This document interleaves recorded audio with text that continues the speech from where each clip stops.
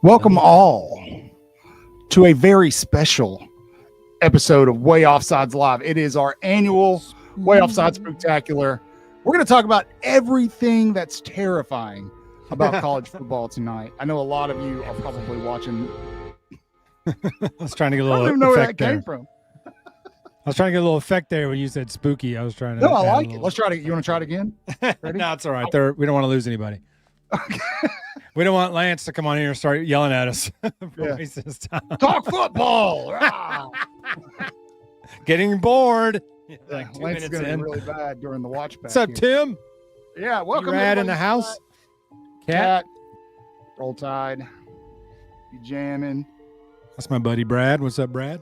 Tim, what's going on, guys? I hope everybody is having a spectacular week. Oh, and there's right on cue. There he is. Now hit the sound effect.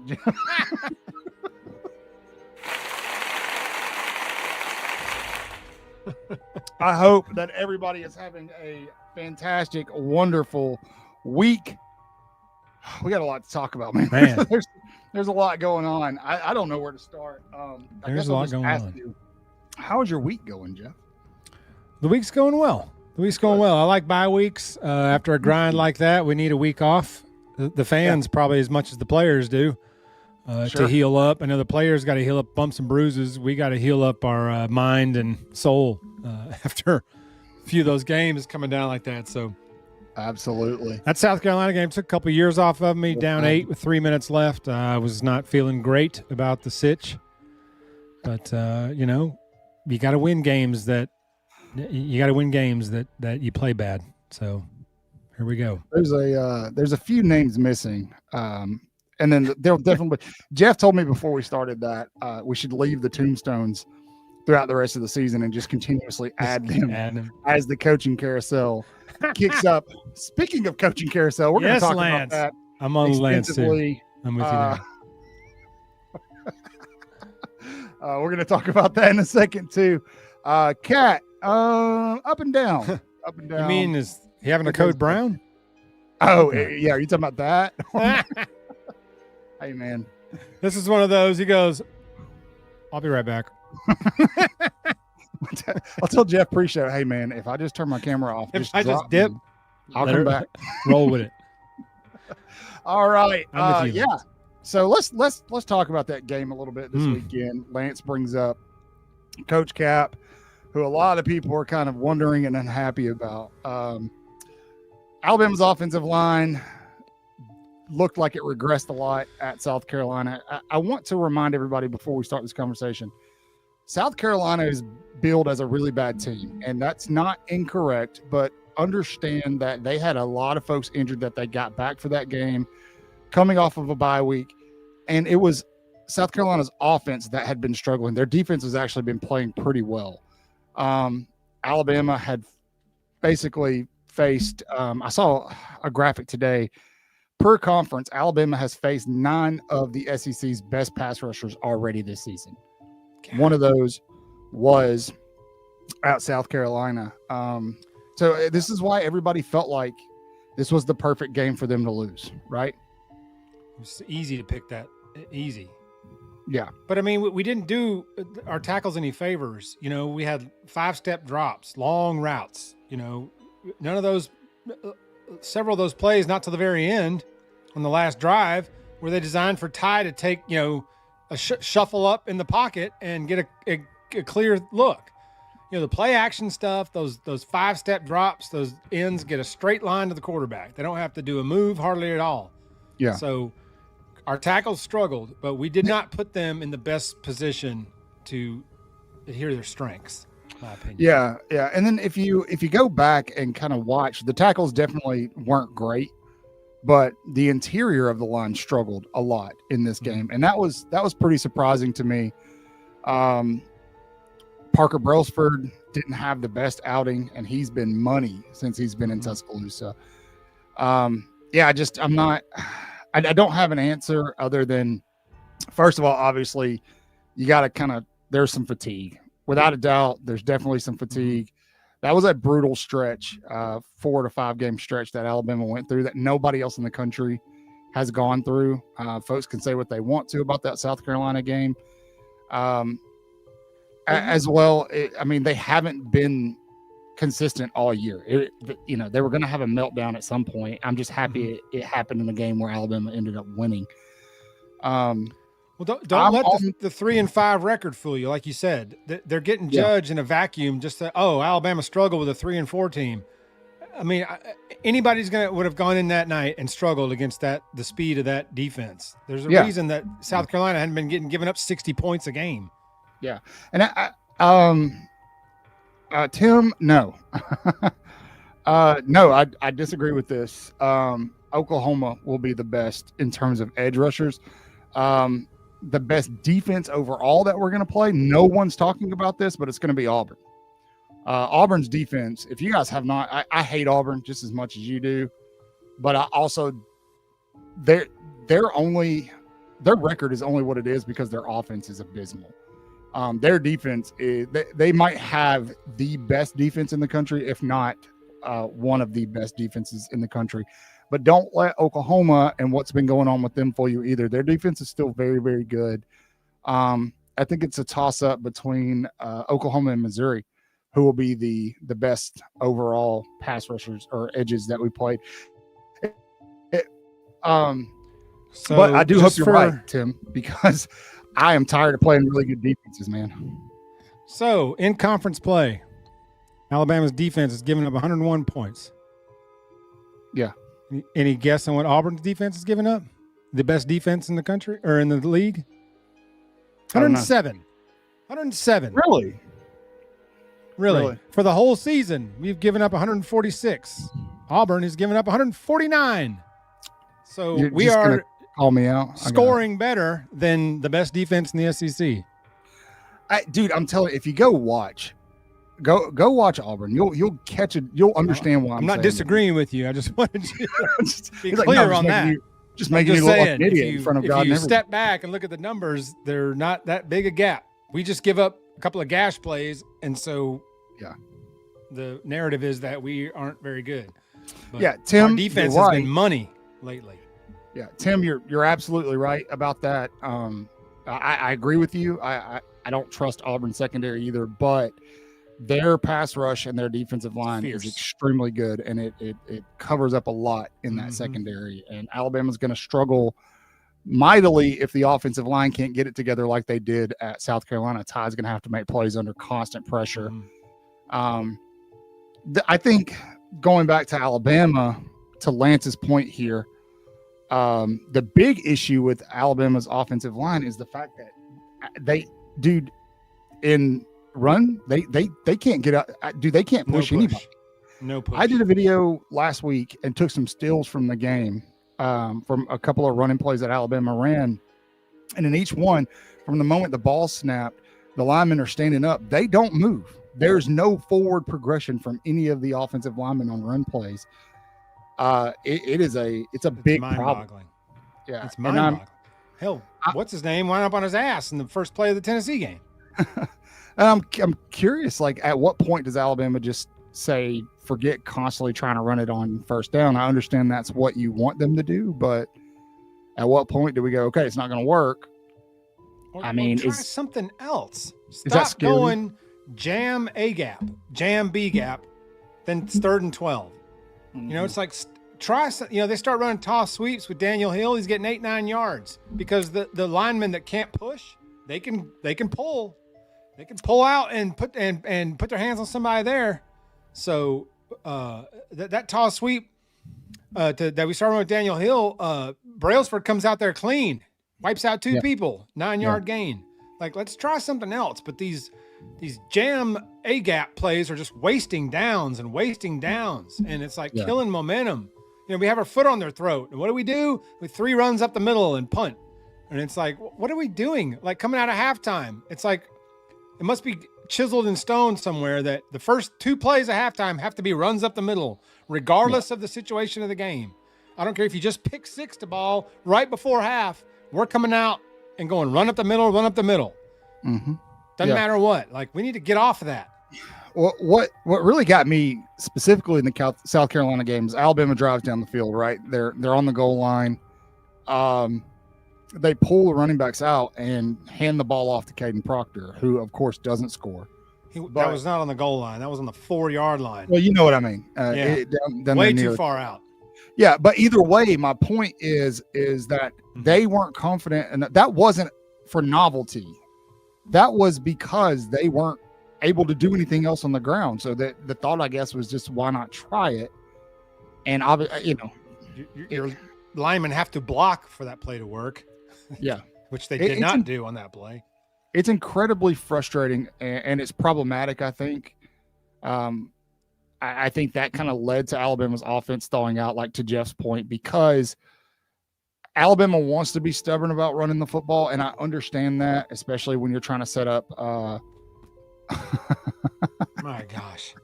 And he went down at the 7 immediately. Yeah. Alabama wants to run the ball. They want to be stubborn about it. Play action sets up with running the ball, but it just, something is not working, man. I think it's a combination of things. It's just, I'm sure it is. I talked to Clint about that, and is it the running backs? Is it the offensive line? Is it the play calling? What is it? Obviously, it's a combination of all that. But in your mind, Jeff, what do you see?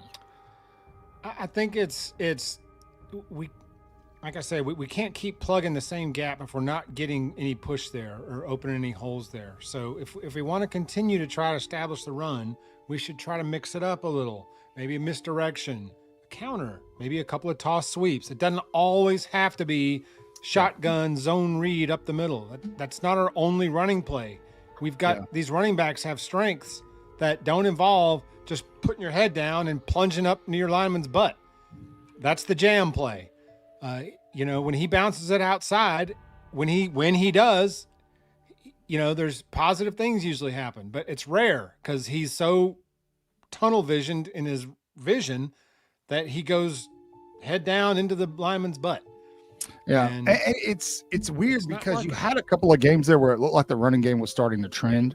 Mm-hmm. It was starting to move in the right direction, especially late in the game. And then you go on the road, and kudos to this team's resiliency, but this looked exactly like week 1. Mm-hmm. Exactly like week 1. Yes, it did. What's up, Herb? Hey, you guys. But, Missouri has a good defensive line. South Carolina has a very good defensive line. So it's not like these scrubs are keeping us from running the ball. These are good defensive lines that we're not attacking in the right places. We don't have the horses up front, apparently. Yeah, well, and it's not going to get any easier. That's the thing. You've got LSU, who is probably, outside of, obviously, we're taking Eastern Illinois out of the equation here, is probably the weakest defensive front. And they're going to have weeks back. They'll have weeks back for that game. Yeah. Use their heart and soul, their defense. Which is fine. We'll preview that a little more next week. I like Whit Weeks. I think he's a great story. He's not near the top in terms of linebackers in the SEC, man. But he's the key for that team. That defense needs him on the field. You can see he's missed the last 2 games. Have gotten run through. Yeah. Brad, this is, I talked about this earlier this week in a video. Man, he just kind of falls forward. It reminds me a lot of Bo Scarborough. Bo Scarborough was really bad about the minute he got touched, he would just fall forward. And Jam doesn't have the size excuse that Bo did. And so it kind of makes me, it's frustrating to watch, man. It's alarming, especially considering what Alabama's got coming up. So I just kind of wonder at this point in time, does Alabama start taking more shots in the air? You've got right now the best quarterback in the country. Do you start taking more shots in the air on first down with Ty Simpson and just let him air it out, pad his stats a little bit more? What do you do? What's up, Jonathan? How you doing, man? What's up, Jonathan? Let's see what Lance says. Chat, tell me what the problem is. Tell me how to fix it. I want to hear from you. O-line had a problem for a couple of reasons. Just playing better guys. They need, and another thing is all these rotating linemen out. Like that's enough of that. Jaden Roberts is a road grader at right guard. Sure. Put him in the game and let's ride out. Put 64 at right tackle and let's ride out. Like all this, hell, that Tennessee game, 56 started at left guard. Dewberry started there every game. It's been crazy, man. And then the first play, Vandermark's on his back. I don't understand it. Yes. What are we even doing? The answer to that question is always yes. Yeah, man. Oh, yes. Put your pants back on. Put your pants back on. What are you doing? I know Herb likes to listen to podcasts with no pants on, but yeah. Listen, if you want strippers on the show, we need more members. You got to go to Herb and Raj on Saturday night if you want. Yeah. The Herb and Raj show if you want, or whenever they're. I feel like I'm going to tune into Herb and Raj one night and just be like, I don't think I can associate with them anymore. Sorry, guys, I got to block you. Who's Destiny? Oh, is she a guest host? Oh, whoops. Anyway, so there's a lot of frustration around Alabama's run game. However, discussing the South Carolina game, I 2024 team in that situation would have lost that game. Week 1's team in that situation did lose that game. It says something about Alabama's. I'm sorry, Lance is killing me. He's not wrong, but it's still killing me. I saw you laugh and I looked at the chat and I can't. Usually if you see me break down, immediately look for something Lance or J Bake said. It's always Lance. Where's J Bake? What was I saying? This is a professional show, Lance. We're talking about where's J Bake? Is he? Oh, never mind. I know where J Bake. We're talking about South Carolina. They're still talking about that. Oh, yeah. South Carolina game. But it means something. It says something that the team found a way to win this game. Also that the coaches put them in a position to win this game. The captains on this team, man, were phenomenal at the end. There's nothing better than watching a student section move down to rush the field and then have to go straight to the end. That is the greatest thing I've seen this year. All the good stuff we've seen from the football team, but all those losers that crowded down there to go run on the field, having to slowly file their loser self back out of there while all the Bama fans are waving bye to them from up in the Bama section. There's a great video that Damo shot of that.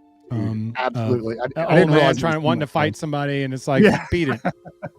Like, just beat it, dude. You lost. Scram. He's just yelling, happy homecoming. Yeah, happy homecoming. And he's like waving bye to him. And they're like, you come down here, you get your ass kicked, And he's like, whatever, man. Bye. It's hilarious. It's funny that, first of all, the disrespect for South Carolina to schedule Alabama during their homecoming. And then secondly, like they got so close, man. They were so close. And you almost had me? You remember that in Fast and the Furious where he goes, you almost had me? You never had me. You never had your car. That's how I feel like about South Carolina. Like, you never had your car. Yeah. I agree with Brad on this. Yeah. This could be something that there's not consistent. That's why we need to stop just trying to beat the dead horse. Like, attack somewhere else. There's other running plays. I saw an interview that Grubb did today, and he kind of hinted at, the team kind of panicked a little bit. It was one of those games where everything goes against Alabama. Mm-hmm. They started to panic a little bit, and he even alluded to the fact that he kind of did too for a minute, and I think that reflected a little bit in his play calling. So, he's like, we kind of got to gather ourselves. You can't let what happened on the last series impact this series. Mm-hmm. That bleeds down into the team, and it it did certainly. But I'm with you, Jeff. It just feels like he's just so stubborn about running up the daggum middle, like you said, that A gap. And it's just kind of like, come on, man. For those of you in the chat, does this name mean anything? Dave Rader. Does anybody remember that name in the chat? Okay. I do not. That was Mike Shula's offensive coordinator. That year that we just ran Darby up the middle was basically our whole playbook. Oh, yeah. Yeah. That was that 2006? Yeah, I believe that was 06. The jumbo package year where Darby had like 1,200 yards and 0 touchdowns because Shula took him out of the goal line. But that whole year was like Darby up the middle, the Dave Rader offense. And I'm not saying that's what this offense is, but this wasting downs with the same running play that doesn't work is infuriating. Jeff, true, Herb. On the other side, the defense. Alabama's defense is as advertised so far. I know a lot of you guys don't like that bend don't break defense, but in the red zone, Alabama's defense was absolutely dominant in that game. And then obviously they come through when you need them to. Deontay Lawson gets the strip.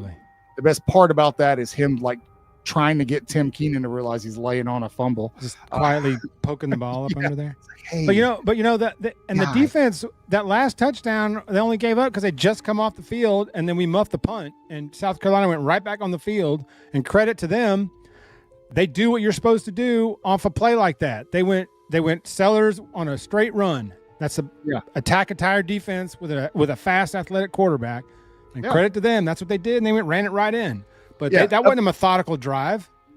But of course, Shula was going to call, an A+ game, just like Gus Malzahn called an A+ game in week 1. The storyline. But our defense answered the bell. Like they have answered the bell repeatedly this year.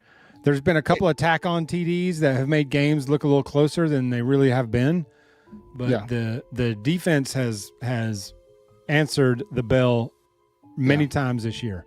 And they're going to have to do it a couple of more times. Now, and this is way on down the road. We probably don't need to talk about this just yet, but I'm going to bring it up. I'm interested to see how they fare against Marcel Reed if we get to that point. So Marcel Reed is a completely different animal, but we'll see if that matchup happens. So we'll have something for him too. Okay. We get it too. So, Lance, this is something that I've been pretty much screaming about for the last 3 weeks. I call it the middle 8, and it's the last 4 minutes going into the half, the first 4 minutes coming out of the half. Alabama has not looked good in that window. It's almost like they give up. Not the players, but like they almost waved the flag on those 8 minutes. Well, since that game, that Ty, I forgot who it was against, but Ty went down with a 2-minute offense and scored right before the half and then came out and scored in the second half. Was that Vanderbilt? Either way, like since then, that middle 8 has been rough, man. It's been very rough for them. See, and my mindset is like after that pick 6 against Tennessee, when we got the ball, first play, we should have gone for the home run or something. But it's like he's come out and go run, incomplete punt, and it's like, man, Tennessee sees the momentum back. We should have buried him right then. It's hard too because everything was kind of going wrong. Like Ty throws. I don't know, man. That one play where he missed Ryan Williams, I don't know what you do differently on that play. Ty threw the ball really late. Ryan Williams felt like it was running forever. I don't know how that doesn't connect for a touchdown, but that downfield game wasn't there. It hasn't really been consistent for Alabama this year either because they're kind of nickel and diming you for 5 or 6 yards. The short game is working. The short intermediate game is working. And that's how they're beating people. That's how they're controlling time of possession. That's why Ty's not throwing for over 400 yards a game because they're not stretching the field. They don't need to. I'm sure at some point they'll need to, and we'll see if they can. But I would like to see more of that because I feel like that might help open up the run a little bit. We just can't seem to get it, but it's there. But both the deep balls we've thrown, the one Ryan Williams dropped against Georgia, that was there. Yeah. The one that the guy recovered for South Carolina and jumped and tipped it the last second to Bernard, that would have been Bernard. That was there. Yeah, that was a Ty overthrew Bernard on that one pass. He would have walked backwards in the end zone. And then he overthrew wide open Ryan Williams. So that's 4 right there. And then he had about 5 or 6 drops in that South Carolina game too. So, there was a lot of things that were working against us in that game. So the fact we won that game is kudos. But yes, the running game is going to catch up to us at some point. We're going to run into a team that if we only run for 37 yards on 25 carries, we're going to lose. Yeah. Hopefully it's in the playoffs. So, I'd rather lose before and then get in the playoffs. But let's not harp too negatively on everything. We got to be a little optimistic too. That was a crazy 5-game stretch for Alabama, right? Extremely insane. They break records, beating 4 ranked teams in a row. No other SEC team has ever done that without a break. Insane. And they buy themselves a little bit of flexibility in a sense that we don't want Alabama to lose, this last fourth of the season, but they can comfortably lose one more. It might almost benefit us if we lose one and don't have to play the SEC championship game. Chad, how do you feel about playing in the SEC championship game? I'm on the side of the fence where I don't care about it anymore. It's not as meaningful as it used to be. I want no part I don't of want it. to play in that game.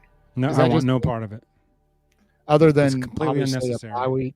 Other than hanging a banner in the football complex and saying, hey, we're the SEC champs. But other than that, there's no benefit. Nothing to gain, everything to lose. Yeah. Ask Georgia last year. You think it'd affect us if Ty got hurt in the SEC championship game? You think that would kind of affect the team, affect our shot in the playoff if Ty went down for the season in the SEC championship game? Maybe. But yeah, I would say yes.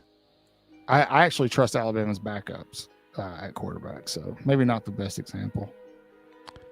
I would not be fine with our backups leading us in the playoff stretch. I would be okay with concerned. I mean, I wouldn't be comfortable with it, but I would have some confidence that we'd be okay. Maybe. I don't know. Maybe I'm talking out of my rear end. I don't know.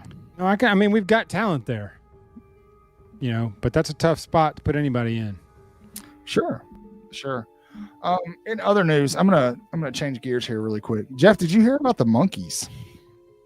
Not until you shared that story with me.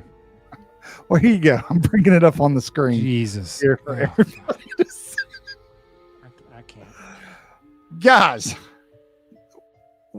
it's Halloween week. We get it. A couple days ago, a wreck occurred on I-59 near mile marker 117. This is per the Jasper County Sheriff's Department in Mississippi. A truck carrying rhesus monkeys from Tulane University. They were actually on their way to Florida. Crashed.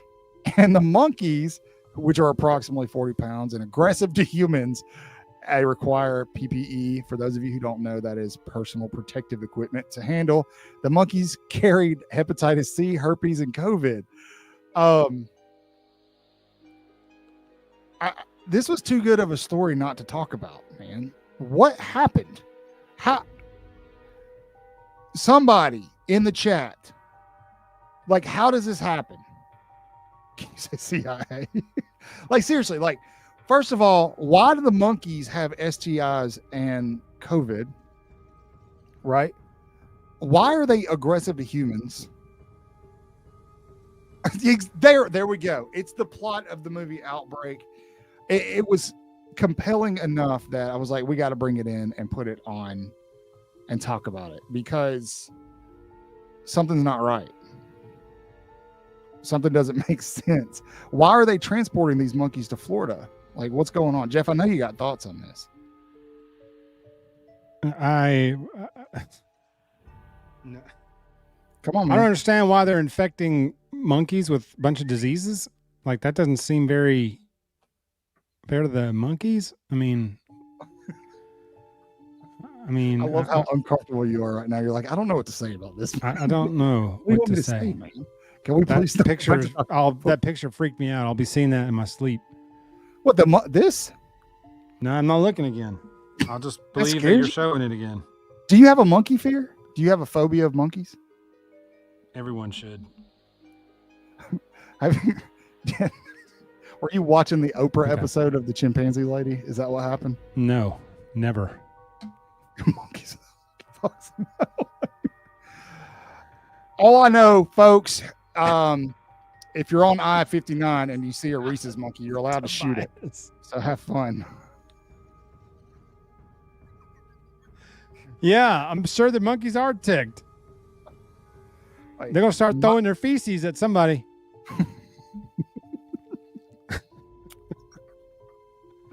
Ay, ay, ay. Oh, okay, let's go back to sports news. In other sports Lance, news. I need you to get us back straight here. Yeah. In other sports news, guys, it has been a wild, wild, wild week of college football for one reason only, and that is because of the coaching carousel of doom. Doom has claimed another victim this week.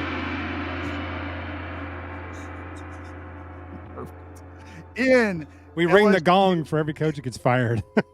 LSU head coach Brian Kelly joins, and he's not the only three, but joins Billy Napier and James Franklin, as well as countless others down the road in losing their jobs. And the coach, go ahead, Jeff. The I'm just shaking my head and losing their jobs. It begins, and I think out of all these schools, first of all, LSU's the best job that's open. There's been a lot of debate about this, but it's LSU and then Florida. But I think in terms of who's doomed the most in hiring their head coach, with how messy it is in the state of Louisiana right now, it's LSU.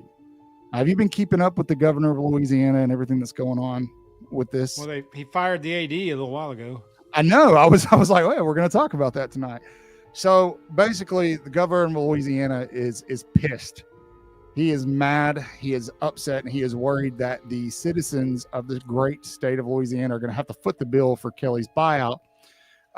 Probably not the case, if we're being honest. But I can understand the concern. So he goes on Pat McAfee today and clarifies his issue, his concern. Ryan Clark on his show goes on a complete political rant about it. This has nothing to do with politics. Here, we're not going to get into the political aspect of this, but Landry, the governor of Louisiana, pretty much says that there's going to be a committee to hire because they don't want LSU to fall into the same trap that they fell into with Brian Kelly in the first place. LSU's AD has been responsible for a couple of really bad deals with coaches. Wasn't he responsible for Jimbo Fisher's deal? Yeah. So they're going to part ways with him, or it's expected that they're going to part ways with him. But keeping that in mind, that they're not going to be able to cut a deal like they cut with Brian Kelly. Realistically, Jeff, who does LSU turn to, man? I think they're going to hire Joe Brady. I agree. I think that's where they're going to go. I agree. That's my. I'm with you. I'm with you. Now I know Lance, preach. I'm about to go on a tangent, dude. I have a huge problem with what's happening in the coaching realm of college football right now. Preach. And you can probably blame Nick Saban for some of this, but dude, these extensions like Cignetti, it's not going to work today. Yeah. Cignetti getting the extension he just got is absolutely insane. I understand that you want to try to keep him from getting poached to another school, but dude, some of these schools are paying these coaches astronomical amounts of money for no reason. For being terrible. Absolutely no reason. It's crazy to me. And we're just allowing it to happen, man. It's like, okay, it's fine. And then you look at who's the driving force behind a lot of this, and it's Jimmy Sexton, right? And dude, there has to be some kind of guardrail there too, because it is not okay for him to represent all of these different people and then leverage them. Like, poor Lane Kiffin's a puppet right now. First of all, Lane Kiffin's not going anywhere. He's going to be at Ole Miss, but he's being used. Absolutely agree. He is being used to garner better contracts for himself and everybody else. And it's all because of Jimmy Sexton, man. And I have a huge problem with it. It's unethical. Yes. Agreed. And dude, it's bleeding down into the sport. We're paying head coaches ridiculous amounts of money, and they don't deserve it. I love Kalen DeBoer. Absolutely love and appreciate Kalen DeBoer. But he, in my mind, has not earned his salary. Not yet. What's Bama paying him? $11 million a year? Is that what Something it like is? that? I think so. Jay Chat, Bake's am I right? dead right. Jay Bake, you right. And who do you think planted the Sark to Titans rumors? Yeah, well, apparently that was Sark's wife that started that. Yeah, so there may be some. There At may the be order of Mr. Sexton. possibly. You break this. This will be too obvious if I do it or Steve does it. You break this. Sure. You bring this up. And I'll leverage that into a big-time extension for you and all the rest of my clients. Right. Hey, Alabama called Mike Norvell. Florida State gave him a 10-year extension. And what are they, 5-12 since they gave him that extension or whatever their record is? Man. Exactly. Sexton's playing these guys like fiddles, and they're falling for it. They're just falling right into it. And these guys are getting recycled. These recycled coaches show back up, and they're all with these monstrous buyouts. It's ridiculous. Dude, that's the other part of this. That's why I call it the coaching carousel of doom, because it's the same damn people, man. Yeah. It's the same recycling all the same ones. Being recycled.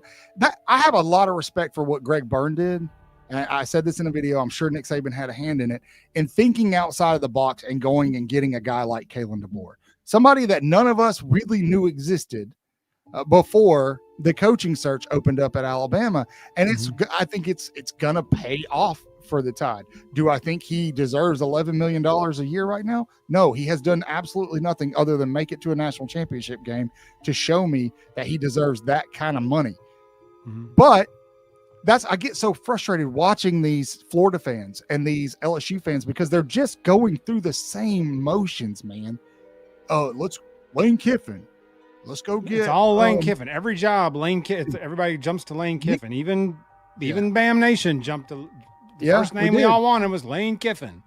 Yeah, dude, exactly, Lance. Nebraska extended rule. That's because his name started getting floated around. Bingo. Who's his agent? I bet they're in the same boat with Sexton if it's not Sexton. Yeah, it's because his name started getting around. Now, Indiana did it with Cignetti immediately. And I get it. Indiana looks like a competitor this year, but they were all hyped last year. Cotton, what's funny about this is they give these coaches these massive buyout contracts like that's going to prevent somebody from hiring them. Okay? If School A wants to hire School B's coach, they're going to hire him regardless of his buyout. They are going to hire him. So this notion that these buyouts are getting put in to steer coaches away from taking other jobs or whatever, that doesn't work. They just buy them out. That is what it is. If Notre Dame wants so-and-so Lane Kiffin to be their coach, they don't give a damn what his buyout is. He will be their coach if he wants the job. No. And that's why, I've got to tip my hat no matter where you stand politically, I don't care. But I've got to tip my hat to the governor of Louisiana for being concerned with what you're talking about. Did you already put this one up? Yeah, it's fine. Oh, okay. Put it back up. It's a good comment.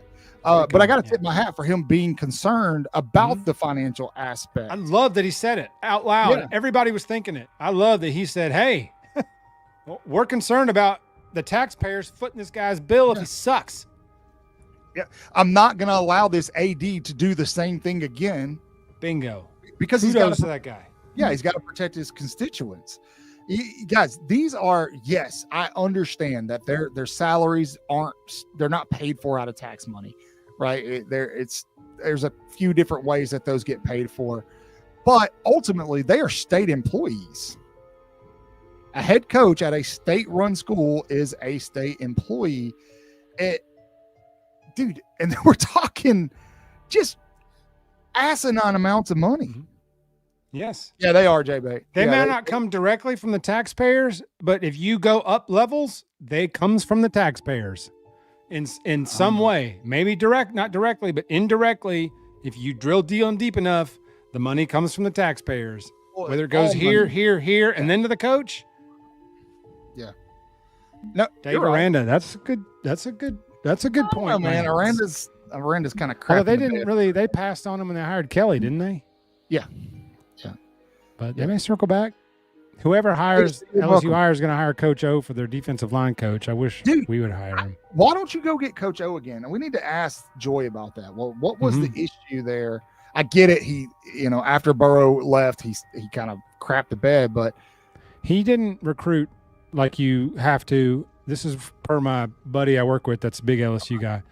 That at the level you have to, if you want to maintain that level, that level of standard. He won the ring, kind of settled in his ways, and just, and Nick Saban wasn't slowing down a bit.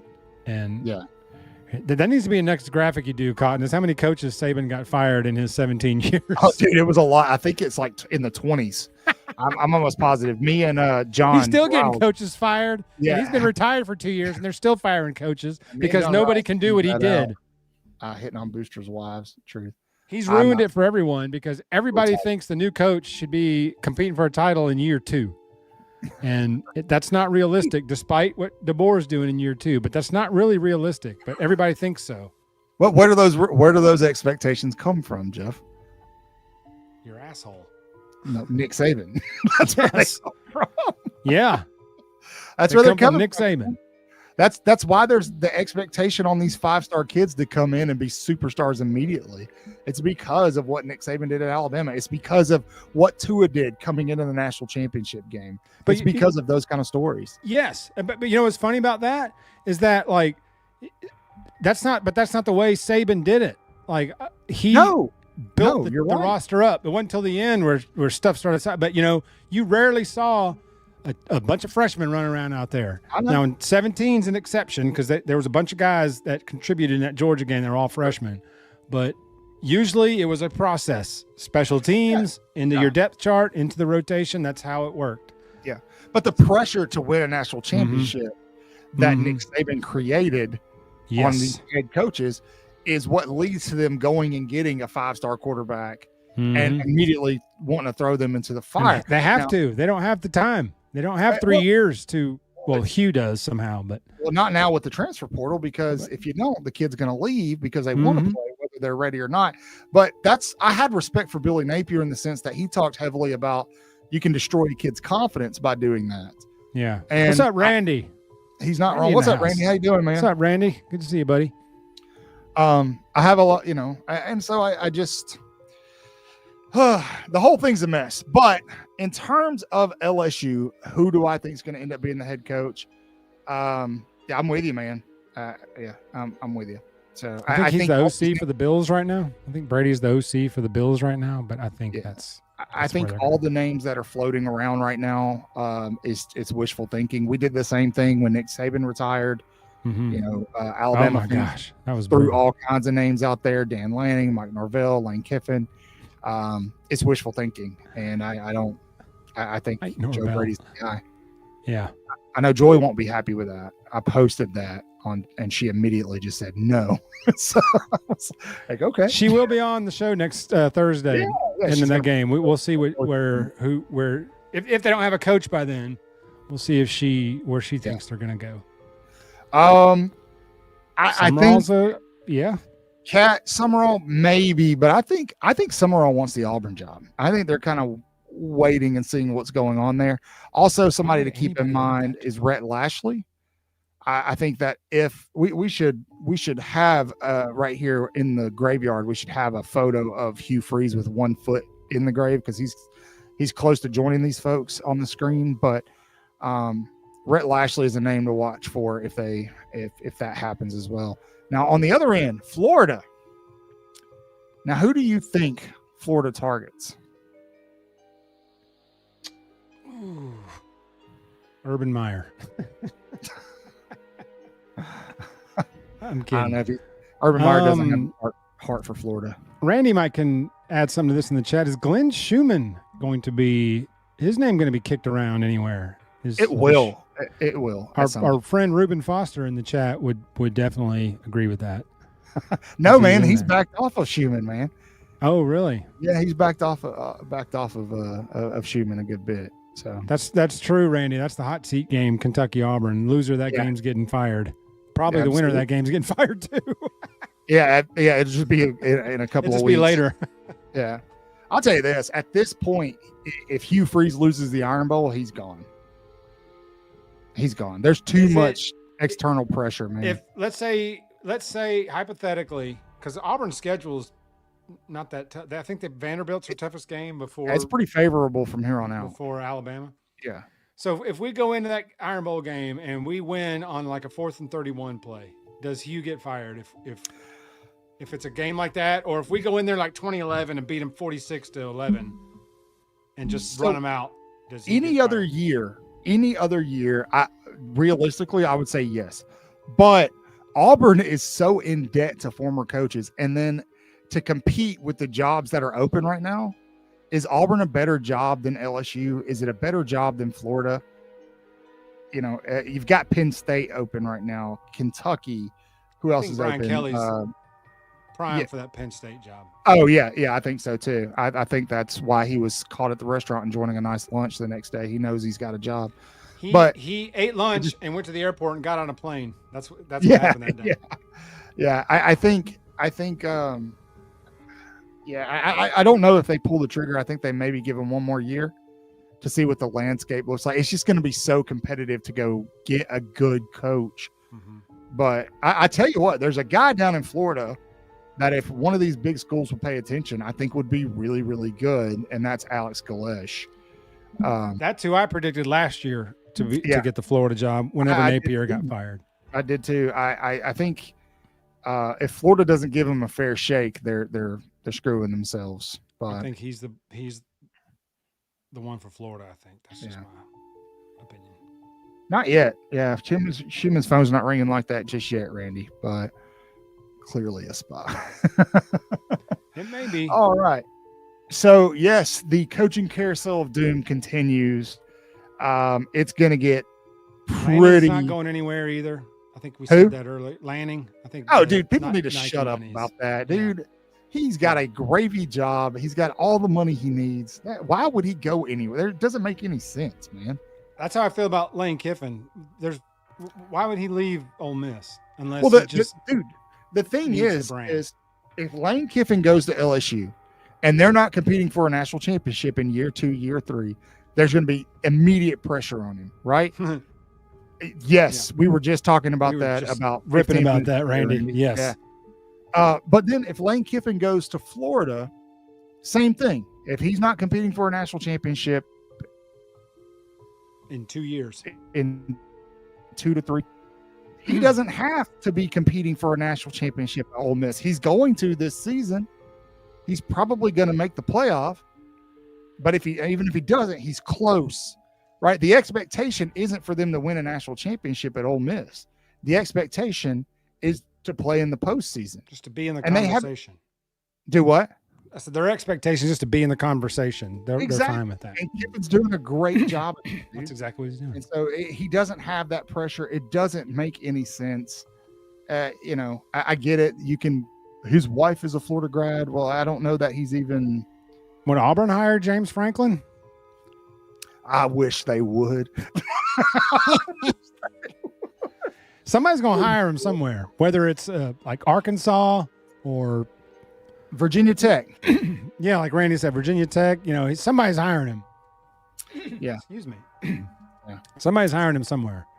But again, my biggest issue with these schools is not getting out of the carousel to go make your hire. Mm-hmm. Right.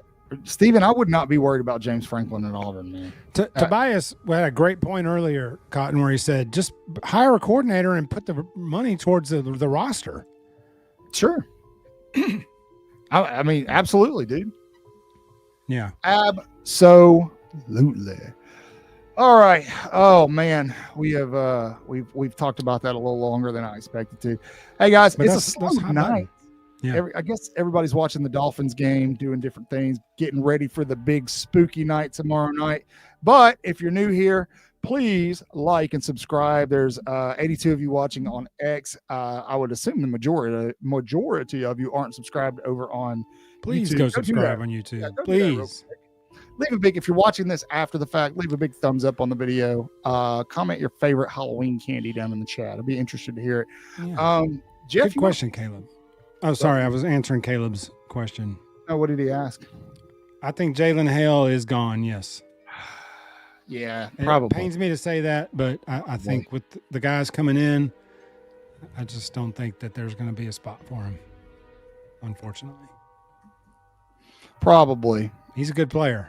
He's a hell of a player. Probably. It's unfortunate what happened to him. There you go. Scott Cochran for $4 million. Well, throw the rest of the roster. I love J-Bake, man. I love J-Bake. Hey, just some recruiting updates before we go into picks really quick. I know you guys love some recruiting. There's not a lot going on. Alabama defensive lineman Nolan Wilson will take a visit to Auburn this weekend for their 7:30 home matchup against Kentucky. What I'm hearing, that's nothing to kind of freak out about yet. We'll see. Nolan Wilson is a guy that Alabama absolutely must have. That defensive line class needs to be pretty strong this year.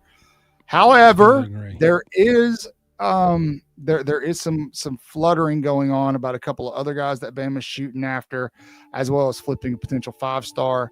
I'm not ready to just jump on that yet. I want to confirm it a little more concrete. So just be on the lookout for shorts and things like that. We'll let you know when we know more. So we need a portal linebacker. Yes, we do, Lance. Yes, we do, Lance. That's 100% right. And we'll talk more about that as the season starts to wrap up, man. And so, all right, it is time to do some picks. Jeff, because we're not doing hot takes tonight because it is our Spooktacular episode, picks will be our hot take. Are you ready? We are. We are ready. Bring on the hot takes.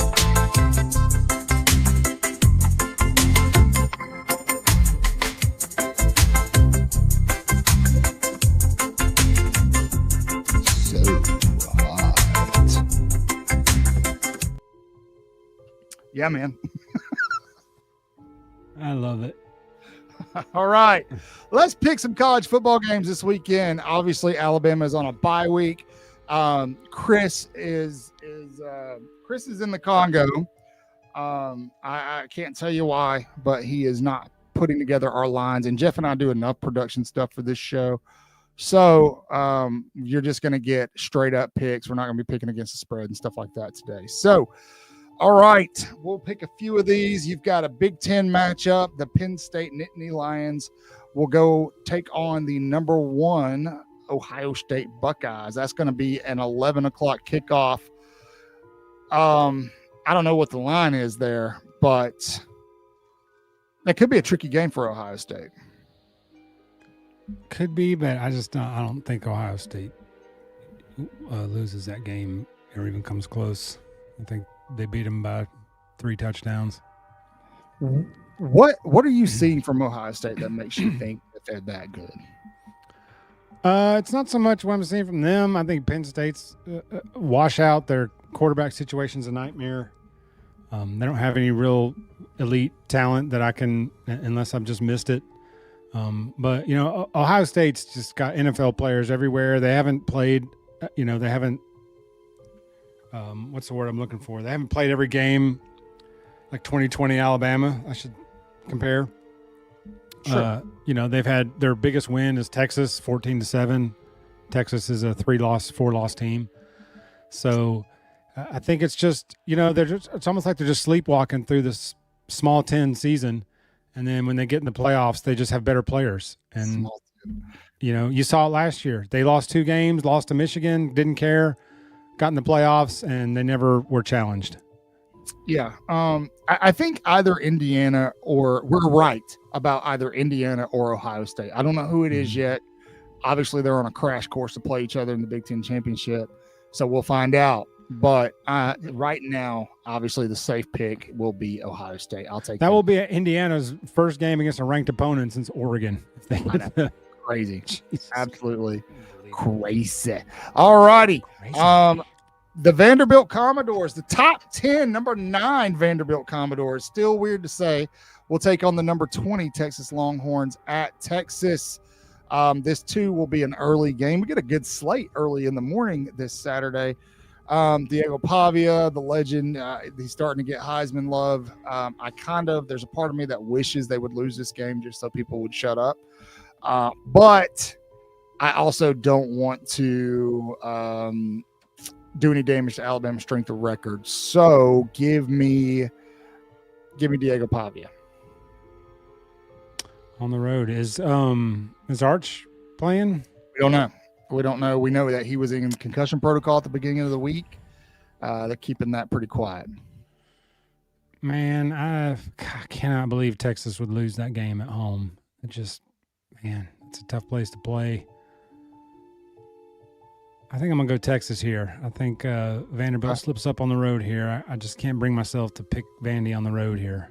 Now, I feel like if they lose this Texas game, this would be enough to take them out of playoff consideration, right? Mm-hmm. Do you think? Two losses to Texas. Two SEC losses, yes. Yeah. Okay. Chat's agreeing with you, Texas. I'm just going to go with Vandy because they're the sexy pick right now. So I'm going to stick with that. Where's Clark Lee going to be next year? Vanderbilt. Florida.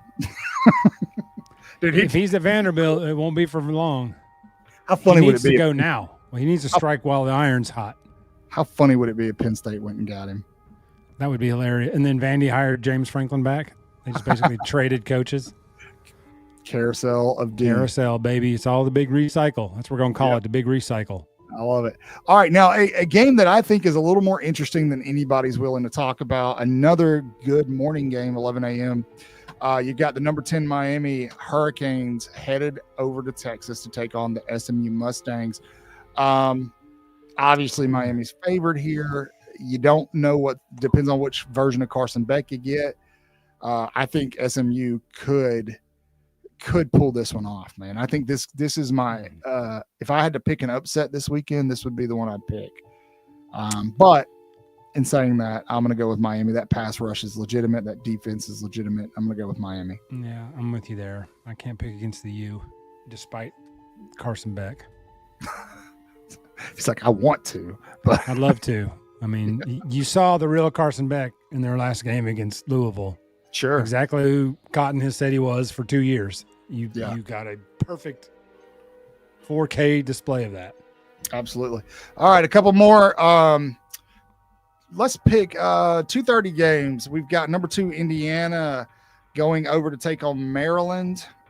Indiana heavy favorite in this game. I know their schedule's absolutely ridiculous. Oh my gosh. I gotta think they're gonna slip up at some point in time.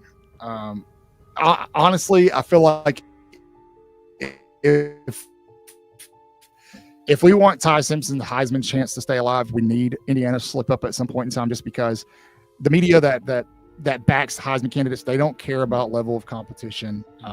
This is why the Big 12 had so many Heisman Trophy winners, why Lincoln Riley had so many Heisman Trophy winners. All numbers. Yeah, it's just the numbers. And look at numbers. I want Maryland to win this game. Just also because Ohio State fans and Indiana fans have been incredibly insecure on social media this week. I don't know why. You post something about Bama and here they come. I'm like, Indiana fans are like, yeah, but Alabama lost to Florida State. I'm like, great. That's why we're ranked behind you. What do you want? What more do you want? Yeah, right. We're ranked below you. I don't know. But yeah, give me the Terrapins. Now I've heard some rumors that Loxley might be out of there on his way to the NFL. You said you're taking Maryland over Indiana? No, give me Indiana. I might have said give me the Terrapins. Oh, I didn't mean to. I'm sorry. No, okay. I was about to say, what? Sorry. It's because I was looking at the graphic. Gotcha. Yeah, I'm taking Indiana too. Yeah, give me Indiana. My bad. Ooh, I scared myself. Spooky. Yeah, that's spooky season. 2:30 game, formerly but still known as the world's largest outdoor cocktail party. I don't know. Played over in Jacksonville. The number 5 Georgia Bulldogs will take on the Florida Gators without Billy Napier. I got a feeling coming off a bye week here, Kirby Smart's about to have these boys primed to make a run here late in the season. They're going to be able to have fixed a lot of things, specifically their pass rush. Give me Georgia big in this one. Real big. I think Georgia dog walks them. Yeah, I do too. Just back to, hang on, before we proceed, back to the Indiana game. Yeah. Steven in the chat had a great point here. He says, I didn't think Mendoza has the stats he doesn't have a Heisman moment. Like, what Heisman moment would Mendoza have? Well, keep in mind, a Heisman moment's not real criteria. Travis Hunter never had a Heisman moment either. That's true. And so, I mean, he was just clearly the best player in college football, at least. But that's not the case here. Mendoza's not clearly the best player. So I know, but you got to have a moment, right? But I mean, sure, the moment helps separate it. True. But typically, you would think that the Heisman Trophy takes care of itself, but it really is based off of who the media pushes, the narrative that they push. And to me, it doesn't have the same oomph that it used to have. I don't know. I would love to have another one. But I mean, it looks cool for recruiting. Looks good in the football complex. You know, to just have another notch of a trophy, but it doesn't. I don't lose sleep over it. After 2018, after Tua got robbed in 2018, I was like, they've already decided. Yeah, Stephen, I agree with you. I agree with you. You know, Bryce Young had his Heisman moment. Everybody has a Heisman moment, or not everybody, but it's not a criteria. You know, if really talking point, play Ohio State in the Big Ten championship, and he goes on a 2-minute drive to go up or put them in field goal range, is that a Heisman Trophy moment? Is what Mac Jones is what Ty Simpson just did at South Carolina a Heisman Trophy moment? It's subjective, man. So, Cat's right. Smitty's moment was that snag, that 100%. catch at LSU. That was ridiculous, right in front of his dad.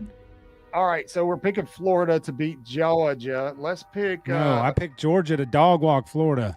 Dude, what are you talking about? It's because of how the graphics are on my screen. I'm reading it backwards. I'm sorry, but yes, I'm with you. Sorry. Yes, Lance is right. Pavia thinks every place is a Heisman moment. Yeah. So, all right. South Carolina at Ole Miss. This is a night game at Ole Miss, 6 p.m. kickoff. I think this one's interesting. I think this could Trinidad Chambliss, it looks really good right now. He didn't look great at the beginning of the season. Ole Miss didn't even know who their quarterback was. But the way Lenore Sellers played Saturday, South Carolina can build off of that performance. They really, really can. And this is a different team with the majority of that offensive line back that they got back for the Alabama game. I'm going to pick an upset here. I may look like an idiot, but I'm picking South Carolina in this game. You will be on your own on that one. I'm taking Ole Miss at home. All right, cool. But now if South Carolina went in and won that game, I wouldn't be like sitting here with my jaw hanging open. It would just be like, well, that's the SEC. Yes, Marcel Reed is a beast. That guy he took LSU's soul and set it on fire Saturday in that second half. He was destroyed what was left of LSU. All right, last game. Alabama will play Oklahoma in a little over 2 weeks. They played Tennessee a little over 2 weeks ago. Number 18 Oklahoma goes to Knoxville. Night game at Tennessee. This will be their Halloween game where they wear the black uniforms. Give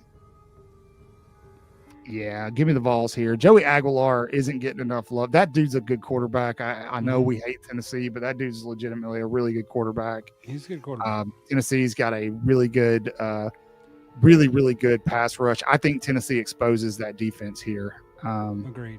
Best thing that happened in Tennessee was Nico transferring and Joey transferring in. That 100%, saved their season. 100%. I'm with you. I think Tennessee builds off of what happens the rest of this season, and they're going to be good years to come. I got Brandon Frazier coming in, I think. So and anyway, I don't trust Mateer in tight spots to make clutch throws. He hasn't shown me that he can do that yet, and I don't either.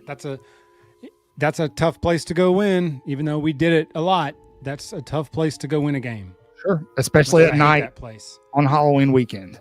So that's You're gonna hear that stupid song 17 bajillion times. I know, dude. It's frustrating. Oh. All right, folks, that'll do it. I'm gonna go finish watching this Ravens game and get ready to steal candy from kids tomorrow.